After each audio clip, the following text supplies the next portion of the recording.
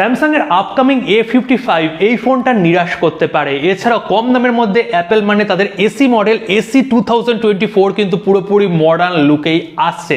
এছাড়াও আপকামিং কি phone launch হচ্ছে, হোয়াটসঅ্যাপে নতুন কি ফিচার্স দিচ্ছে, আর আপনার ফোনে আপডেট কি ফেব্রুয়ারি মাসে এসছে কি আসছে না, সমস্ত কিছুই আজকের একটা টেক নিউজে কভার করব। অবশ্যই ভিডিওটাকে একটা লাইক দিয়ে শেষ পর্যন্ত উপভোগ করুন। আপনারা দেখছেন লিঙ্কডিক্স বাংলা, আমি হচ্ছি আপনাদের অতনু। আমি বলবো শামিকে নিয়ে। শামির তো 14 সিরিজের দু একটা ফোন চাইনিজ মার্কেটে লঞ্চ হয়েছে, তো ইন্ডিয়া মার্কেটে কিন্তু শামি তাদের 14 এবং 14 আলট্রা এই ফোনটাকে লঞ্চ করতে যাচ্ছে। সাধারণত শামির এগুলো ফ্ল্যাগশিপ লেভেলের ফোন, আর এই ফোনগুলো কিন্তু পুরোপুরি টার্গেট করছে এখানে স্যামসাং এর S24 সিরিজকে। S24 সিরিজের যে তিনটে ফোন রয়েছে, তিনটে ফোনকে কিন্তু টার্গেট করবে এবং শামির সবচেয়ে দামি ফোনটা দিয়ে যাচ্ছে কিন্তু শামি 14 আলট্রা, যেটা চাইনিজ মার্কেটে 25 তারিখে 29 তারিখে লঞ্চ করছে এবং ইন্ডিয়াতেও পরবর্তী সময় এই ফোনগুলো আসবে।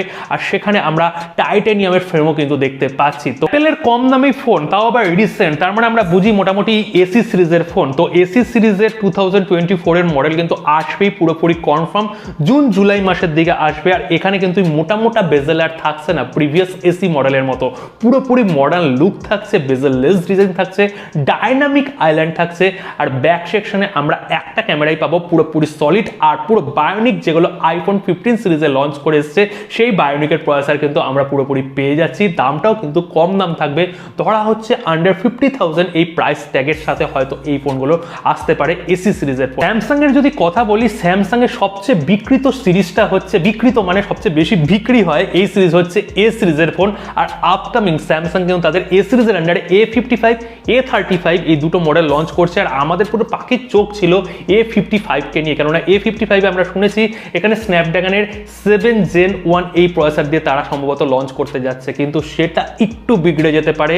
সেটা হয়তো এক্সিনোসেরও হতে পারে, দুটো মডেল হয়তো এক্সিনোসেও আসতে পারে, এখনো পুরোপুরি কনফার্ম নয়। তবে এই দুটো ফোন পুরোপুরি টেনার সার্টিফিকেশনের লিস্ট হয়ে গেছে।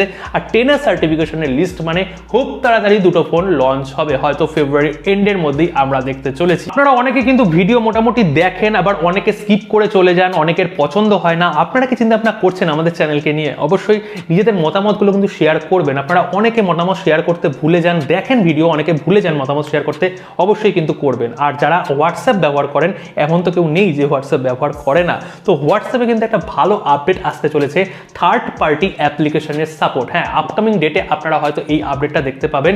থার্ড পার্টি অ্যাপ্লিকেশনের সাপোর্ট মানে এই যে মেসেঞ্জার অ্যাপ্লিকেশনগুলো রয়েছে হোয়াটসঅ্যাপ ছাড়াও, এখানে টেলিগ্রাম রয়েছে, মেসেঞ্জারের বিভিন্ন রকমের অ্যাপ্লিকেশন রয়েছে, সেখান থেকে আমরা মেসেজ কিন্তু কপি বা মুভ করে আনতে পারি হোয়াটসঅ্যাপের মধ্যে। এখানে থার্ড পার্টি সাপোর্টটা আপকামিং ডেতে কিন্তু নিয়ে আসা হবে। তো এই থার্ড পার্টি সাপোর্ট হলে হোয়াটসঅ্যাপ কি আগের মতন থাকবে? মানে এই যে আমরা সিম্পলিসিটি যেটা পাচ্ছি, সেই সিম্পলিসিটি কি পাবো? এখনই তো অনেক কিছু হিজিবিজি হয়ে গেছে, তো ওই জিনিসটা কি আর থাকবে? গুগল পিক্সেল ফোল্ড 2 এই ফোনটার প্রথম একটা লুক সামনে চলে এসছে। আর এখানে আপনারা যদি ক্যামেরার দিকে একটু খেয়াল করেন, একটু কেমন যেন লাগছে, দুটো ক্যামেরা পাশাপাশি, দুটো সেন্সর দিয়ে দিয়েছে। মানে গুগলের ফোন কিন্তু যথেষ্ট ভালো হয় সফটওয়্যারের দিক থেকে, কিন্তু ডিজাইনের দিক থেকে কি গুগলের ফোনকে আপনাদের ভালো লাগে?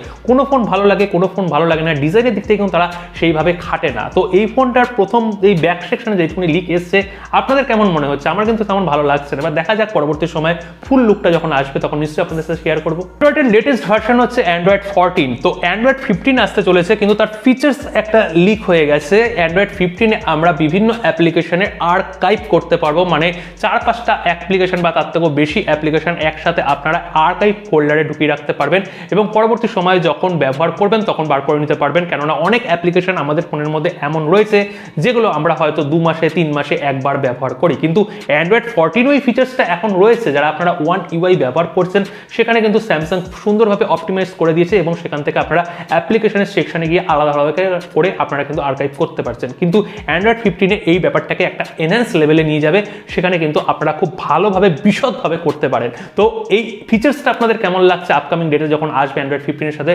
অবশ্যই শেয়ার করতে ভুলবেন না আপনাদের মতামত। ভিভো মানে ভিভোর ভি সিরিজের ফোন, আর ভিভোর ভি সিরিজের আপকামিং V30 সিরিজের ফোন খুব তাড়াতাড়ি আসছে। V30 এবং V30 Pro।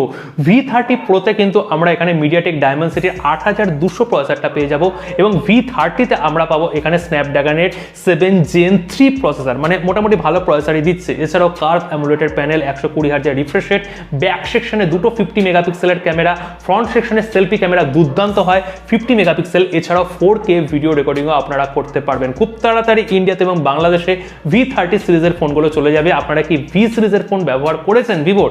যদি করে থাকেন তাহলে অবশ্যই শেয়ার করবেন। ফেব্রুয়ারি মাসে কিন্তু একটা বড় লঞ্চ রয়েছে, সেটা হচ্ছে নাথিং কোম্পানি, মানে যেই কোম্পানি কোনো কিছু করে না, নাথিং কোম্পানি। তো নাথিং কোম্পানি 2A এই মডেলটা ফেব্রুয়ারি মাসেই লঞ্চ হচ্ছে, কিন্তু এখন অবধি পুরোপুরি হয়ে কনফার্ম কেউই বলতে পারবে না যে কি স্পেসিফিকেশন দেওয়া হয়েছে। ওই দুটো জিনিস তো পুরোপুরি কনফার্ম ক্লিয়ার হয়েছে যে মিডিয়াটেক ডায়মেনসিটির এখানে 7200 প্রসেসরটা থাকছে, এছাড়াও এখানে অ্যামুলেটের প্যানেল থাকছে, 120 হার্জের রিফ্রেশ রেট থাকছে। কিন্তু ওই যে ব্যাক সেকশনে আমরা কি গ্লিফ ইন্টারফেসটা, লাইটিং এফেক্ট কি পাবো, সেই ব্যাপারে এখনো কেউ ক্লিয়ার করতে পারবে না। কিন্তু যেইটুকুনি চান্স মনে হচ্ছে আপনারা এখানে ছোটখাটো লাইটিং এর এফেক্ট পেয়ে যাবেন, হয়তো বিশদভাবে পাবেন না, এখানে লাইটিং এর এফেক্ট সামান্য থাকতে পারে, কিন্তু ব্যাপারটা পুরোপুরি ক্লিয়ার হয়ে যাবে MWC বার্সেলোনাতে যখন ইভেন্ট স্টার্ট হবে, কয়েকদিন পরে শুরু হবে, সেখানে কিন্তু পুরোপুরি ক্লিয়ার হয়ে যাবে এবং তার একদিন দুদিন পরেই হয়তো লঞ্চ হয়ে যাবে। আপডেটের ব্যাপার, হ্যাঁ ফোন তো আপডেট রাখতে হবে ফোনকে সুস্থ রাখার জন্য। তো স্যামসাং এর S24 সিরিজের ফোন যারা কিনে নিয়েছেন, খুব কম সংখ্যক মানুষই এখন অবধি কিনেছেন, তো এই ফোনের মধ্যে নতুন One UI 6.1 Pro লেটেস্ট ভার্সনের